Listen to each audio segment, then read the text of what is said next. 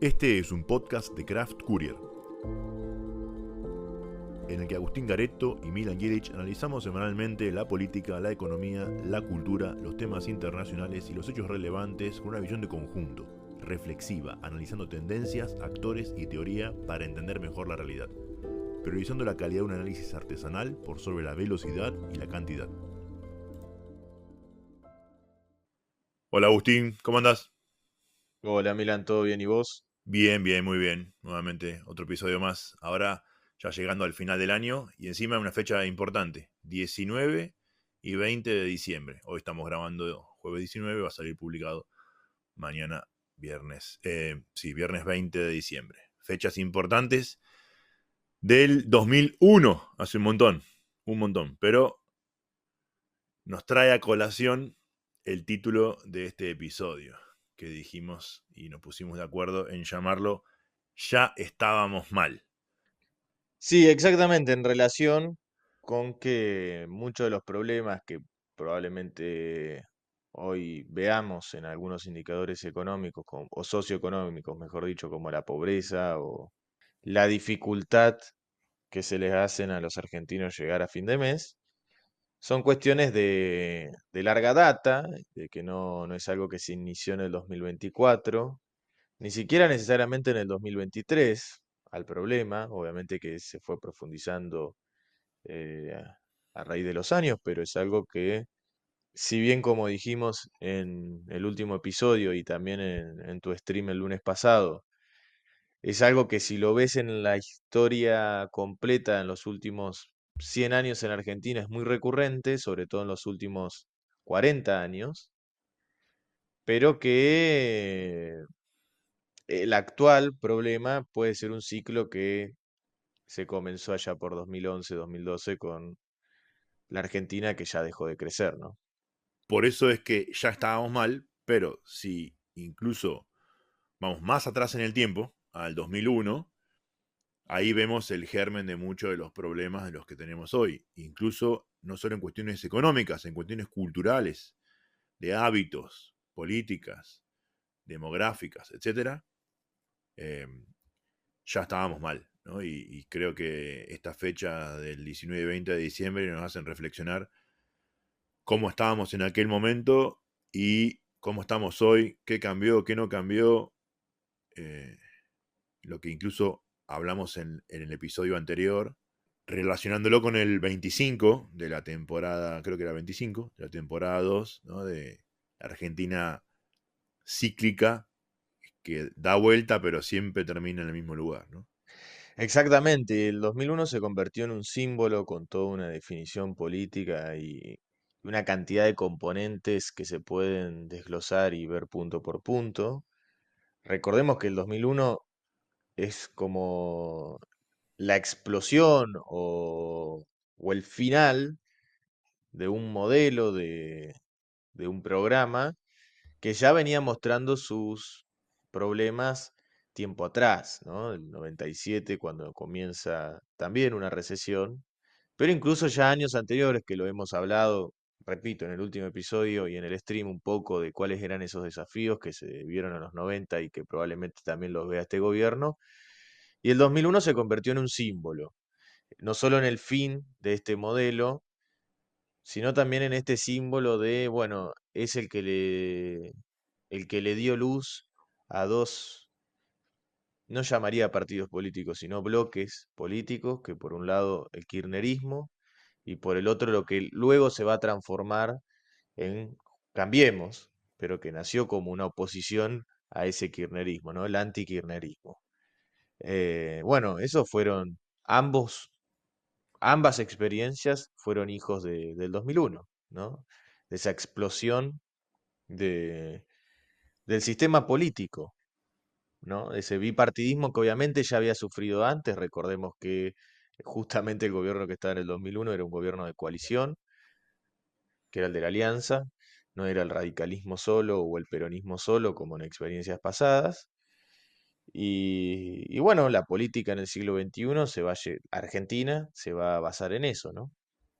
Algo interesante que hemos mencionado, si no recuerdo en la primera temporada, era que Milei era más bien el nieto del 2001. O sea, los hijos de los hijos del 2001. Y por eso a muchos kirchneristas sorprendió que sus hijos votaran a Milei. Es un Ujú. fenómeno muy interesante porque, claro, es una nueva generación, es una generación que del 2001 sabe poco, o si sabe porque ha visto alguna cosa, una referencia, pero no la vivió. Eh, y bueno, ahí es donde cambia un poco el panorama, digamos, de la política, ¿no? Lo nuevo, a la novedad que trae Milei, y más que Milei, sus votantes, ¿no? La gente que tiene nuevas demandas. Y no solo nuevas, esas demandas, sino que bastante distintas y que pueden explicar algunas cosas de las que estamos viviendo hoy, ¿no? Cuando preparábamos el episodio, hablábamos de, bueno, el fenómeno cuentapropista, ¿no? El rapi, el rapi tiendero, el que va del negocio a la casa y de la casa al negocio entregando productos. Como un arquetipo interesante a estudiar y analizar de votante de Milei, ¿no? En su gran mayoría. ¿Qué tienen culturalmente como característica, como cuestión económica? Y cómo ese reacciona ante la situación económica que ya hemos descrito en los últimos episodios del podcast. Y aún así, ante la situación negativa económica, sigue apoyando al gobierno. Y, y vos me comentabas una situación y de ahí salía la idea esta de, bueno, ya estábamos mal, ¿no? Hablando de tal o cual, cómo está, cómo hace, por qué apoya al gobierno. Y bueno, ya estábamos mal, te dijo uno, charlando. Sí, sí, es lo que Marco Novaro, haciendo referencia a las experiencias de ajuste que ha tenido la Argentina, ha llamado consenso de fuga, ¿no? Esta especie de que, bueno, internalizamos la necesidad de que sí o sí hay que realizar un ajuste, por más que eso signifique una pérdida de mi poder adquisitivo, por más que eso signifique caer en la estructura, en la jerarquía social, en la pirámide social. Hay una frase que siempre cita Pani de Juan Carlos Torre, que cuando baja la inflación vemos dónde realmente estamos en la pirámide, ¿no? ¿Cuál es nuestro lugar en la pirámide? Bueno, ese consenso de fuga básicamente es como aquella idea de que debemos ajustar y es lo que sí he escuchado en vivo, más allá de también algunas experiencias que otros comparten en algunas columnas o demás. Y lo que quizás uno sabe, es decir, cómo la gente, entre comillas, se ha bancado el ajuste. Yo quería hacer una aclaración porque creo que vale la pena, porque no sabemos realmente y capaz que justo nos escucha un Rappi que no votó a Milei y dice, no, pero yo no lo voté. Es verdad que no sabemos cuántos Rappi han votado a Milei o cuántos pedidos ya, y no solamente de hacernos referencia a esto, pero sí que el gobierno le habla a ese público. Eso me parece lo interesante, y no solamente al del delivery, sobre todo le habla a aquellos que están en el sector informal, que tienen una relación hostil con el Estado, una relación Sí, que de frontera. el Estado es más una amenaza que un beneficio. Exacto, esa cuestión de frontera, y me gusta este concepto porque es la idea, el Estado no quiero que me saque cosas, pero yo le pido cosas al Estado. Eso es algo muy, muy llamativo y pasa así, obviamente que lo racional, pero en esta lógica de yo no quiero que el Estado me quite mi salario, parte de mi salario, parte de mis ingresos en mi trabajo, pero sí quiero que llene de policías las calles. Yo no pretendo llevar una pistola encima mío y matar a alguien. ¿Se entiende? Que es algo Sí, muy sí. distinto, porque perfectamente podría decir yo no quiero el Estado y salgo armado. No, no. Pero bueno, le habla a este público que es Sí, justamente un que yo dije público que, arquetipo, ¿no? En el concepto weberiano. Sí, sí, pero es como lo describiste vos, el que está ahí en el sector informal o que parte de su actividad es informal y que, bueno, prefiere quedarse ahí, eh, pero, como decís, pero también aspira a otras cosas que de contexto general, ¿no? Y en el contexto general también es muy interesante cuando vos decís el gobierno le habla a esos, y a esos es a los que más beneficia el tipo de ajuste que se está dando por el tema de la reducción en la inflación, que es a quienes más impacta es a estos, que no tienen la paritaria ni nada, tienen que ganarse el mango día a día. Es mercado puro, ¿no? Día a día. Justamente, vos lo señalaste muy bien, no tienen paritaria, es decir, no están protegidos por un sindicato como otro trabajador formal, eh, no sé, algún empleado en relación de dependencia, etcétera, donde sí tiene algún sindicato que lo protege, más allá de después el sindicato puede hacer la tarea bien o mal, depende del sindicato, no es lo mismo el sindicato de los empleados de comercio que el sindicato de camioneros, eso lo sabemos, pero por lo menos tiene una forma de soportar, entre comillas, por ponerle a ese estilo, por ponerle ese nombre. Sí, sí, incluso en esto de el gobierno hablándole a ellos, cuando se enfrenta al sindicalismo tradicional, también les habla a estos primeros, Sí. porque por más que no los tengan para que los defiendan, tampoco les gustan tanto, Ujú. porque lo ven como, bueno, estos también vienen a quitarme parte de lo mío, ¿no? Entonces, eh, abona ahí su propia quinta. Y que tiene lógica, tiene lógica. Muchas veces también lo hemos dicho. Milei sacó el 30% de los votos. Lo del 56 fue balotage. Sus votos son 30, ¿no? Entonces, tiene lógica que intente mantener firme su 30. Y si lo puede hacer crecer, mejor. Yo creo que lo va a hacer crecer en algún aspecto, pero claramente busca mantener su 30. Sí, sí, obviamente. Que como bien vos dijiste, es un sector que, que ha sido bastante beneficiado con la baja de la inflación. Es verdad que también el consumo a algunos les pega. No sé, el delivery, no tengo una variable para medirla, punto por punto el delivery, pero claramente que la recesión seguro les ha pegado. Pero bueno, ha rebotado en cierto punto ese sector de, de la economía levemente. Por lo tanto, me parece que lo peor ya sucedió y además se sienten partes del fenómeno. Y esto es algo muy interesante Muy interesante. porque hay un escritor mexicano, no me va a salir el nombre, pero sí el nombre del libro, que escribió El delirio y el poder de Hugo Chávez. Y bueno, le entrevistó una mujer venezolana que le decía, bueno, pero estamos mal, estás mal, etcétera, esto que lo otro. Sí, pero Hugo Chávez me hizo sentir parte. Los otros gobiernos nunca me hicieron sentir parte del fenómeno, o del país, o del Estado, el proyecto político. Creo que esa es la palabra. Entonces, si vos te sentís parte del proyecto político, por más que en los primeros años la cosa no está bien, o no tan bien, y bueno, tiene su merecido. Obviamente que cuando mejores las cuestiones materiales, mejores, ¿no? El fenómeno del régimen peronista fue un poco así, se explica más de ese lado, más allá de sentirte parte del proyecto. Pero creo que sí, que es al que por lo menos el Estado siempre habla o le habla continuamente. Algo interesante que también hablábamos cuando preparábamos el episodio, esta cuestión cultural, ¿no? Bueno, hay un cambio, claramente hay un cambio de modelo económico, ¿no? Hay un cambio cultural, hay un cambio cultural que el gobierno propone, en algunos aspectos sí, pero te diría que, así como dije que primero hubo un cambio en el electorado, no tanto en mi ley, también creo que hay un cambio cultural en parte del electorado, ¿no? Eh, Algunas cosas exacerban el individualismo, como por ejemplo esto que hablábamos cuando preparábamos el episodio, ¿no? El tema de las apuestas online, la estafa piramidal, la obsesión por salvar el mango, ¿no?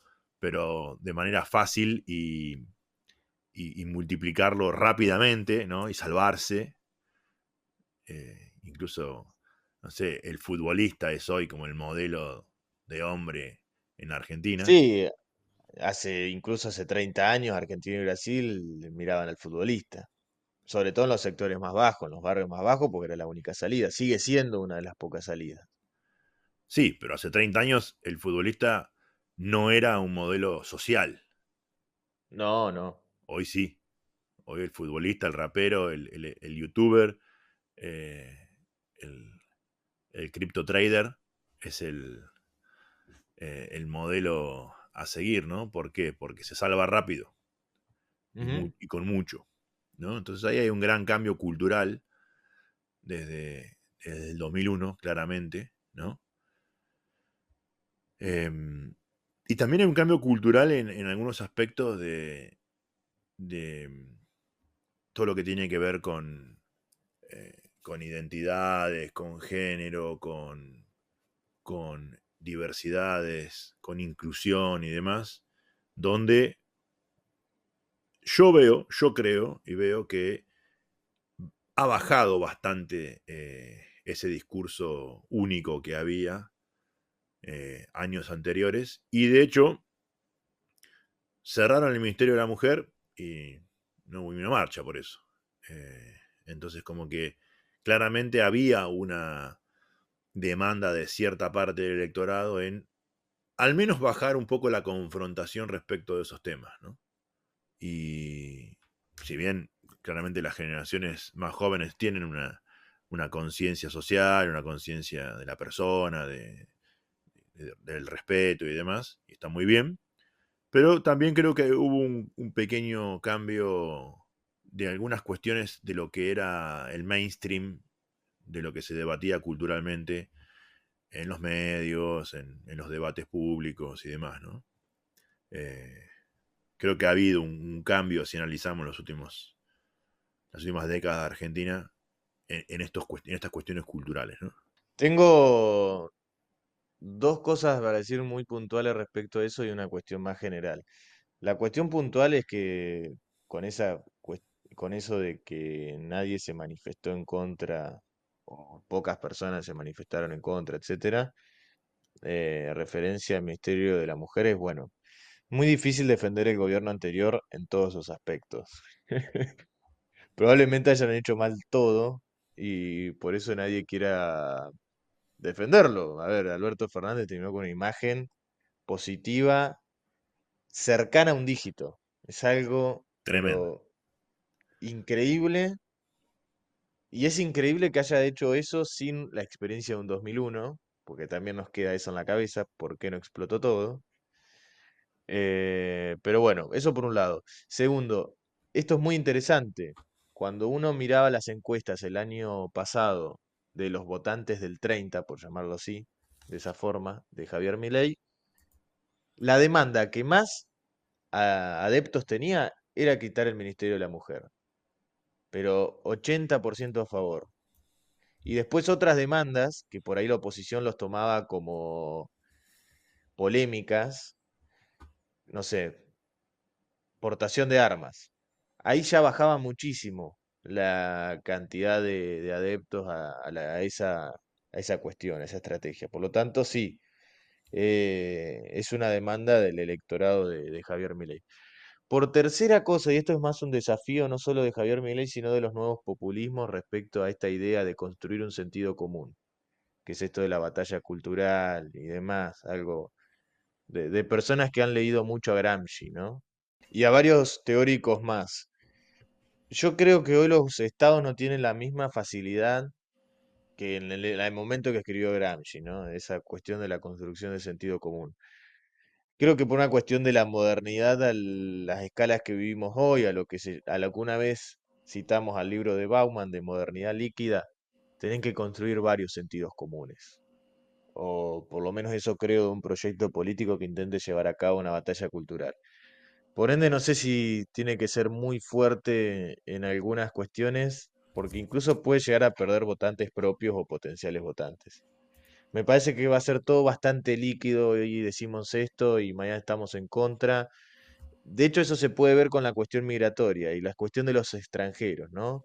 Un día son los extranjeros que hay que defender, la cuestión venezolana, por ejemplo, y otros días son los enemigos del fracaso de la educación pública o los enemigos de la salud pública, y son cosas así que depende el día, depende las métricas en las redes sociales, realmente, ¿eh? Depende de las métricas de Twitter, es como hacemos comunicación política en este gobierno.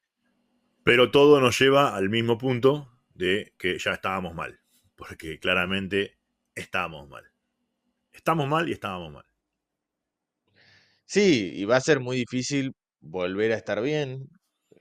Probablemente el año que viene, el año 2025, sea un año totalmente distinto en cuestiones de expectativas. Eso se ve en las encuestas de opinión, que es mucho más fácil preguntarle a la persona cómo se siente, a quién va a votar. Son más confiables las de cómo se sienten. Y si uno las compara con lo que fueron el segundo semestre del año pasado, y cambió muchísimo. Hoy la gente cree que hay futuro, la sociedad Sí, cree que hay futuro. sí, sí. Eso es muy Bueno, bueno, ¿eh? Eso es bueno. sí, porque la economía no son más que expectativas de las personas, así que Ujú. yo creo que sí va a cambiar un poco, pero bueno, los cambios necesarios, y lo hablamos en estos términos porque este gobierno, como muchos otros en Argentina, se plantean como refundacionales, y va a costar mucho hacer esos cambios si siguen con algunos hábitos o algunas acciones, como por ejemplo la que ya dijeron de poner jueces por decreto Sí. en la Bueno, Corte Suprema. sí, sí, sí. Eso sería muy, muy negativo. Ya lo hemos dicho otras veces. Y dijiste esto de los hábitos, ¿no? Y como para cerrar el tema, eh, quería traer también el concepto este de vulgaridad, ¿no? Porque muchas veces a Milei se lo critica por sus formas, ¿no? Y alguien diría, bueno, es verdad que es muy vulgar, cómo grita, cómo se pelea, cómo insulta. ¿Por qué la gente no reacciona negativamente a eso? Porque ya estábamos mal, porque antes era igual. Los gobiernos anteriores hacían lo mismo. Entonces, a nadie le extraña que alguien grite o que insulte a los periodistas, porque Cristina hacía lo mismo, Alberto hacía lo mismo, tal vez Macri no, pero bueno, fue un impasse ahí en el momento. Pero algunos que estaban con Macri sí lo hacían, y Macri también Eh, puso por decreto dos jueces, entonces como que las formas en algunos aspectos eran las mismas. Él era más fino, ponele, pibe de Recoleta, pero sus acciones eran las mismas. Entonces, como ya veníamos mal, ya estábamos mal, bueno, otro más que grita. Tal cual, de hecho muchos le han criticado a Macri por no haber pisado el acelerador en su momento justo o en su Claro. momento debido y era la tortuga, como la tortuga Ilia. Quiero decir dos cosas que justo cuando pensaba fueron como flash. Es decir, bueno, ¿dónde hay un hilo de dónde se puede seguir cierta tendencia? Que termina, por ejemplo, en el vocero Manuel Adorni. ¿Cuáles fueron los Adornis anteriores? Primero, creo que en el de Cristina, obviamente que hubo antes también. Capitanich cuando Capitanich, era Capitanich jefe era de jefe de gabinete. gabinete, pero hacía de vocero. Ajá. Y hacía las Cuando rompió conferencias iguales que las de Adorni, las mismas. tal cual, cuando rompió el Clarín Claro. eh, en vivo. Y en el gobierno anterior lo que fue Gabriela Cerruti. No hubo algo más violento y contestatario. No sé si recuerdan cuando vino la ministra, no recuerdo de qué, de España, y cuando le preguntó por las piedras sobre los fallecidos de COVID, dijo, sí, Sí, las piedras de la derecha o de los golpistas, algo así. sí, sí, sí. Tal cual. Entonces, no salió de un repollo este gobierno, sino que ha salido del seno de la sociedad. Eso es real, porque también esos políticos de la experiencia de Alberto Fernández, de la experiencia del kirchnerismo, de ambos kirchnerismos, eh, salieron fruto del seno de la sociedad o son fruto de la sociedad. Tal cual. Exactamente. Gran cierre para el tema, creo. Ahora vamos a hablar de cuestiones de Europa, una que ya hemos anticipado en el stream del lunes en el canal de YouTube de Milan, que son las elecciones en Alemania, que son el próximo 23 de febrero, obviamente elecciones parlamentarias, en una Alemania que a los ojos de los alemanes está en un momento totalmente crítico. Yo sé que para los argentinos hablar de crisis económica a los niveles de Alemania es un chiste, pero a las experiencias de Alemania y hacen un poco de ruido la situación económica, sobre todo después de la pandemia y de la guerra de Ucrania, que ha afectado en Ucrania, que ha afectado mucho a la economía alemana. Hay un periodista francés, nacionalizado francés, que se llama Guillaume Duval, que hizo un artículo de opinión muy interesante, más que de opinión, una investigación, y donde sintetiza cuál es la situación de Alemania hoy, en la cual describe tres aspectos de Alemania, ¿no? La crisis en el sistema político y hace todo un desarrollo, obviamente desde lo que fue el fin de la Segunda Guerra Mundial hasta el día de hoy.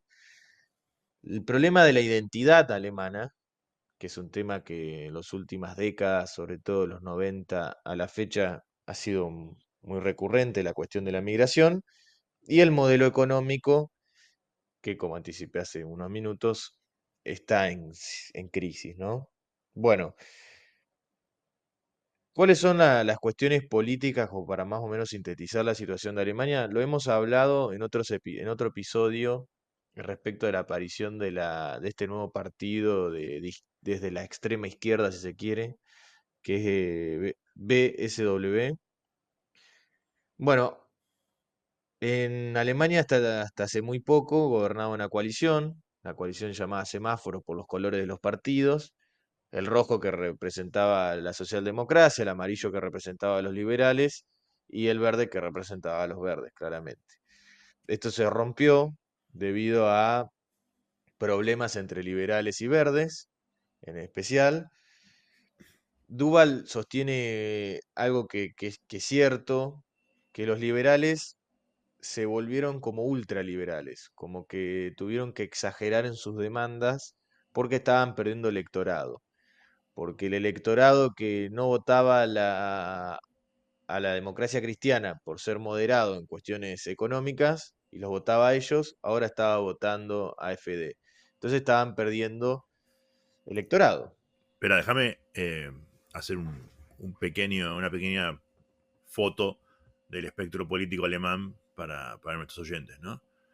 Usando el espectro tradicional de izquierda a derecha, tenemos a la izquierda total, este nuevo partido que le fue muy bien en las últimas elecciones regionales de algunos lands.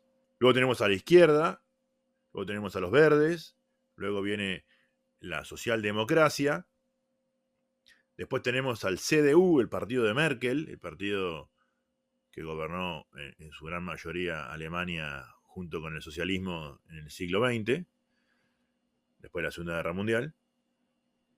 Luego vienen los liberales y bastante más hacia la derecha viene AfD, que muchos consideran un partido neonazi o con tendencias ultranacionalistas, etcétera, ¿no? Que tampoco le ha ido tan mal en las elecciones, en algunas elecciones. Entonces, eh, eh, hay que entender un poco este espectro, ¿no? Los dos grandes partidos, CDU y SPD, vienen en el centro, uno más hacia la izquierda, otro un poco más a la derecha, y desde los extremos, tirándole, tirándolos hacia los extremos, incluso a ellos mismos, y quitándoles electorado. Algo muy parecido a lo que pasa en España, ¿no? Con el Partido Socialista Español y el PP. Cada uno de ellos están en las alianzas europeas con los partidos alemanes, ¿no? PP con CDU y SPD con el PSOE. Y que se sienten tirados por los extremos de Podemos y de Vox. Y en el medio, bueno, algunos otros partidos regionales en España, o el casi extinto Ciudadanos, que podría ser algo parecido a los liberales de Alemania.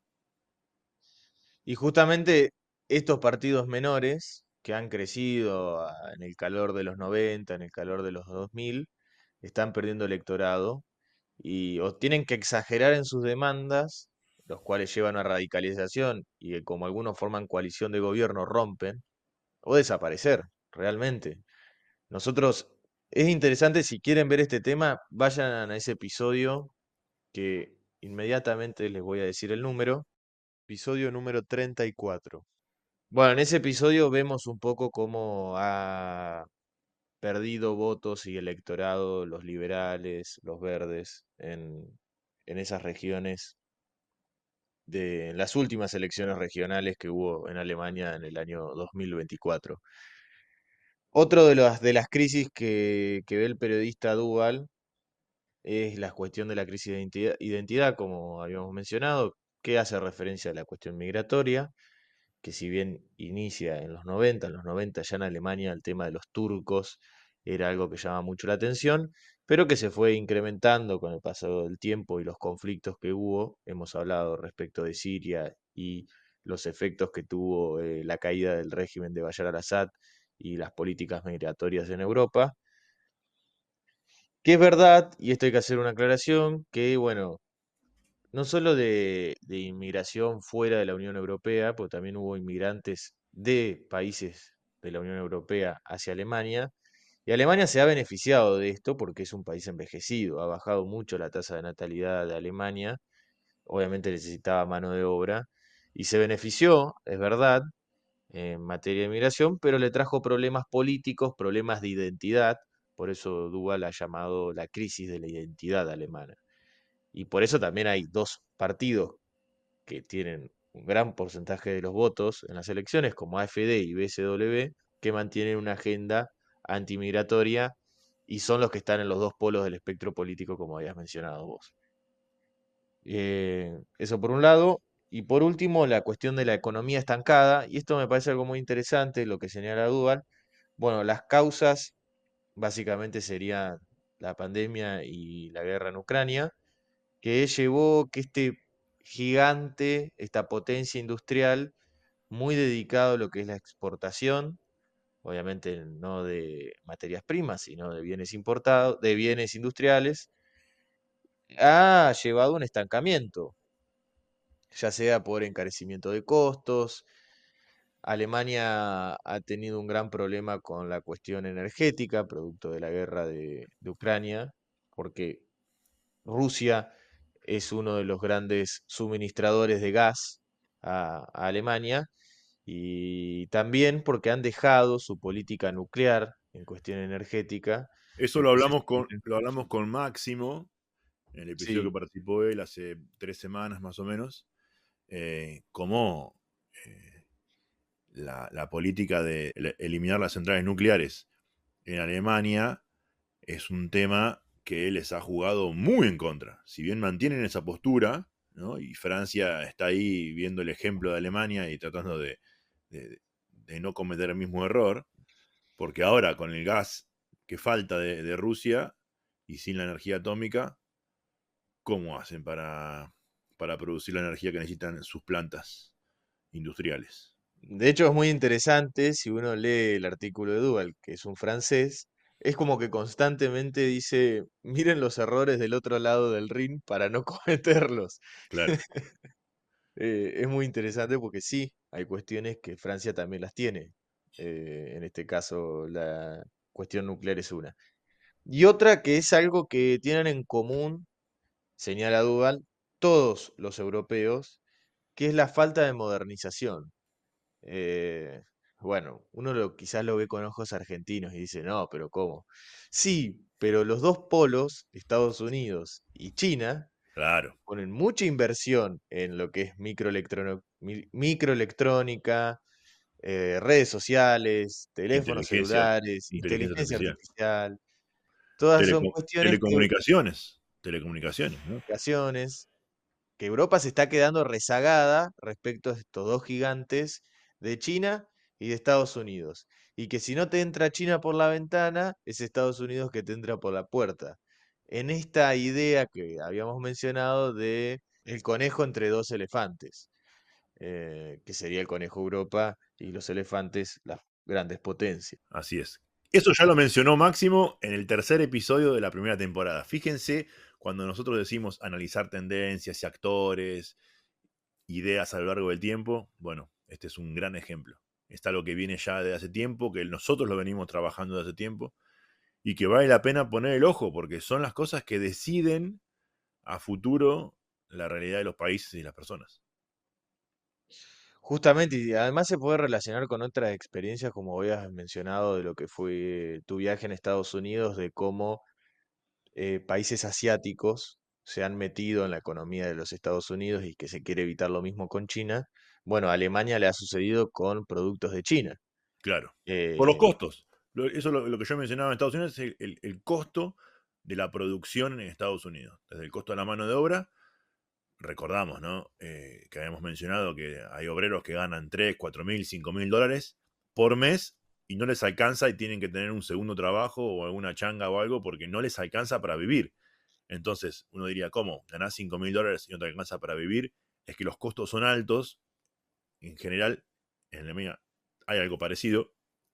Con lo cual, los ingresos tienen que ser altos para poder acompañar esos costos altos. Y si vos tenés ingresos altos, está buenísimo, pero claro, tiene que haber un equilibrio porque respecto al resto del mundo, sos muy caro y lo que producen los otros lo producen al 10% del valor. Y te lo pueden vender a vos. Ni siquiera haciendo dumping, solo vendiéndotelo con un pequeño margen de ganancia, ellos ganan y la competitividad es altísima. Sumarle la inversión y sumarle la tecnología que dijiste, y bueno, China y otros países de Asia son súper competitivos. sí, además, Alemania tuvo una política de eh, exportar a China muy fuerte y encima de instalar plantas en China. Y luego China empezó a producir lo mismo y ahora China le vende a Alemania. Y es un gran problema para la economía alemana, por eso está estancada. Y el estancamiento, y ellos hablan de recesión, pero es una recesión minúscula al lado de Argentina, es un gran problema y que justamente hace caer gobiernos, porque la caída del gobierno se explica por diferencias económicas entre los liberales y Sí. los verdes. Por último, algo para cerrar la cuestión económica y que acá sí no solo puede aprender Francia, que tiene un gran problema respecto a esto, pero bueno, Y justamente Francia, el gobierno francés también cayó por cuestiones de presupuesto. Lo mismo, mismo, por mismo cuestiones problema. fiscales. Sí, sí, pero bueno, Francia se va a otro extremo, realmente. ¿Por qué? Porque Alemania es un país que hace mucho tiempo, y creo que por experiencias pasadas, nadie quiere repetir la República de Weimar, nadie quiere volver a eso, por eso son muy austeros, y de hecho en la Constitución claramente hay una enmienda constitucional en la cual se debe respetar la austeridad fiscal. No se puede gastar más de lo que ingresa, ni siquiera pueden mantener un déficit cíclico. Nada. Francia es todo al contrario. En Francia, porque Francia es así. De hecho, la Revolución Francesa se Tienen otra explica cultura, claro. por gastar más de lo que entra. ¿Cuál es el problema de la austeridad fiscal? Es que a veces uno sí tiene que gastar un poquito, que es justamente esta cuestión de déficit cíclico, gastar un poco para para intentar solucionar el problema de ahora y ser austero en el futuro. Eso en Alemania es un delito, es un sacrilegio plantear esta cuestión. Y justamente por la austeridad fiscal, medio como que los gobiernos se sienten encorsetados en qué realizar.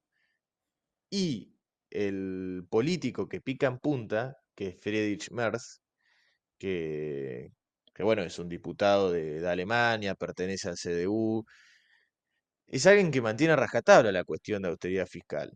Por lo tanto, no sé cómo se intentará solucionar este problema Alemania. Y lo quiero relacionar en Argentina porque por ahí, ojo, no quiero poner en cuestionamientos la macroeconomía porque las variables macroeconómicas, tenerlas bien, siempre sirve. Lo que yo quiero decir es, ojo con creer que por tener superávit fiscal de acá al infinito se solucionan los problemas. No siempre es así.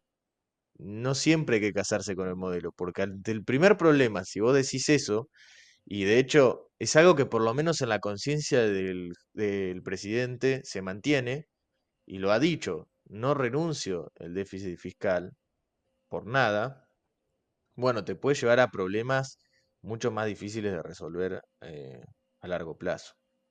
Así es. Por último, para cerrar el episodio del día de hoy, hablar otra cuestión también de Europa en relación con el gas natural licuado y bueno, es un tema que en Argentina se va a empezar, bueno, ya se está hablando hace muchos años, ¿no? Esto no arrancó ahora, pero sí que cada vez vamos a estar más familiarizados con este tema, sobre todo en los medios. Se va a hacer algo bastante común hablar de la cuestión energética en Argentina, justamente por las inversiones que van a llegar en este sector y por el potencial que tiene Argentina en esto, ¿no? Bueno, la demanda de gas nominalmente de la Unión Europea del gas ruso, de GNL ruso, ha aumentado en el 2024. 2022 se mantuvo a un X nivel, bajó en el 2023, muchísimo por la guerra en Ucrania, y en el 2024 volvió a aumentar al nivel del 2022. Y se espera que en el 2025 caiga la demanda por las sanciones que se le harían a Rusia por la guerra. Ahora, esto es nominalmente, pero si uno lo traslada a, a la, al origen de lo que es importación de gas de GNL en la Unión Europea, ya la cosa es distinta. Por ejemplo, en el día de hoy, las importaciones a toda la Unión Europea, el 30,9% vienen de Estados Unidos. Del 2021 al 2024 ha aumentado un 133% la participación de las importaciones de Estados Unidos. El segundo país que ha crecido un 100% del 2021 al 2024 es Argelia, que hoy mantiene 21,2% de las importaciones de GNL a la Unión Europea.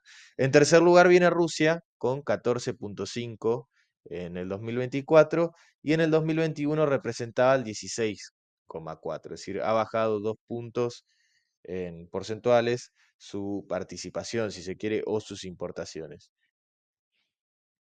Esto es algo muy interesante porque empiezan a haber otros actores. Recordemos que Estados Unidos es el país, es el primer país productor de GNL en el mundo. Es un gran tema en Estados Unidos la cuestión del gas. Recordemos lo que fue el debate entre Trump y Harris sobre el fracking en Pensilvania, porque el gas, uno de los métodos para sacar el gas o para extraer el gas en Estados Unidos es justamente el fracking, ¿no? Y especialmente en Pensilvania, en el estado de Pensilvania. Y como era un estado pendular, un swing state, y prácticamente la elección se decidía ahí, este tema se volvió sumamente importante para el debate político. Bueno, sin embargo, la demanda de gas de GNL de Estados Unidos está cayendo en la Unión Europea. Eso llevó a que en los últimos años Estados Unidos busque otros mercados, uno de ellos es Asia y también América Latina. América Latina, si bien no es el más importante eh, para Estados Unidos, pero bueno, está ahí. Se le abren ofertas a la Argentina, ¿no? ¿Para qué? Primero para América Latina, que es lo más fácil, por las cercanías, más fácil. Hay que poner mucha plata en esto. Inversiones, que lo hemos Sí, sí, hablado. la famosa inversión para conectar Argentina con Brasil. Tal cual. Pero eso haría bajar muchísimo los costos y seríamos uno de los proveedores de gas más importantes, suministradores de gas más importantes para la región. Por otro lado, bueno, supongo que la Unión Europea algo ahí va a haber, de hecho hay, y Asia también es otro de los destinos donde Argentina podría empezar a mirar, y el dormido África, porque hay que tener en cuenta, a veces nos olvidamos, pero hay muchos países de África que hoy están en unas vías de industrialización, gracias a China en gran parte o gracias a inversiones chinas. Entonces, también hay que mirar los mercados de este continente, de este gigante continente que es Sí, pero África. principalmente Europa. Europa puede llegar a ser nuestro principal comprador de GNL, también lo hablábamos con Máximo, hay una oportunidad gigantesca para Argentina ahí. Incluso si terminara la guerra en Ucrania y Rusia pudiera volver a vender o volviera a vender gas a Europa, bueno, quedó ahí una espina, ¿no? Clavada y una advertencia de la dependencia europea del gas ruso. Cuando arrancó la invasión en Ucrania, yo me acuerdo que en Europa se preguntaban, che, ¿vamos a pasar un invierno sin gas directamente? Y bueno, Estados Unidos salió ahí a la, al rescate con el GNL, ¿no? Que va por barcos. Así que Argentina tiene una gran oportunidad ahí, gran oportunidad. Sí, que de hecho el GNL, obviamente que va por barco y no por cañerías, hace que el costo aumente. Se ha duplicado, triplicado en algunos países el gas. Y esto no solo para uno, no solo se imagine el hogar, sino la La industria, industria. Lo que esto luego se traslada al claro. costo de los Lo que hablábamos productos. del gasoducto para Y a- Brasil es para principalmente la industria del sur brasilero, que haría bajar un montón los costos de los Tal cual. productos que ellos hacen y los volverían más competitivos. Y ahí volvemos al acuerdo Mercosur, Unión Europea, del Tratado de Libre Comercio, que avanzó muchísimo y que tenía que ser ratificado y demás. Pero bueno, fíjate toda esta inversión estratégica regional que permitiría a Brasil exportar productos más baratos. Pero bueno, no solo Brasil, Argentina si hace lo propio también. Y por eso Brasil intenta también que mantener la relación con Argentina, porque es clave y lo hemos dicho un montón de veces, Argentina y Brasil ya es otra cosa, ¿no? Si Europa era un conejo, como dijimos con Máximo, Argentina un ratoncito, pero claro, junto con Brasil ya el ratoncito no es tan ratoncito, empieza a ser un poco más grande y se para, al menos contra el conejo se para de igual a igual. Totalmente. La potencia que tendría toda la región de América del Sur, sobre todo Argentina y Brasil, es muy interesante. Y en relación a los gigantes que hoy están jugando, por eso el mundo hoy es distinto también al de, no solo de los 90, pues en el 90 ya se empezaron a despertar varios gigantes, sino a 100 años atrás o un poco menos, con el inicio de lo que fue la Guerra Fría, donde claramente habían dos polos y parecían que eran los únicos. Hoy, bueno, ya no, ya hay varios actores que están disputando su posición o su lugar en el mundo. Y bueno, con esa conclusión y esa idea creo que damos por concluido el episodio de hoy, que hemos trabajado la primera mitad, temas de Argentina súper interesantes y por supuesto temas europeos y del mundo y de la inserción de Argentina en el mundo, que son temas que encima los próximos meses van a traer un montón de novedades y cambios, muy probablemente. Y con esto damos por finalizado este episodio y la temporada 2 año 2024, porque este es el último del año. El viernes que viene no vamos a subir un episodio y recién nos vamos a encontrar de vuelta el 3 de enero, inaugurando la tercera temporada de Craft Courier.